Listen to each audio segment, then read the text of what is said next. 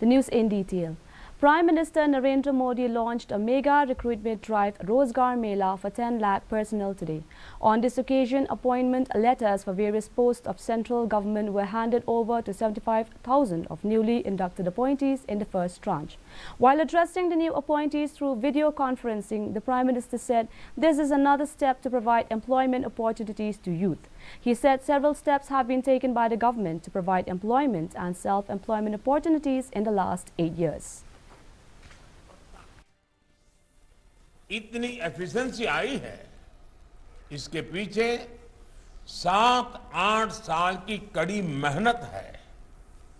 पहले सरकारी नौकरी के लिए अगर किसी को अप्लाई करना होता था तो वहीं से अनेक परेशानियां शुरू हो जाती थी।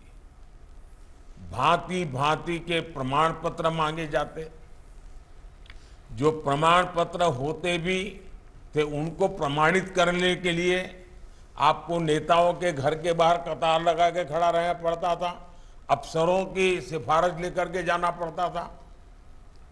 हमने सरकार के शुरुआती वर्षों में ही इन सभी मुश्किलों से युवाओं को मुक्ति दे दी।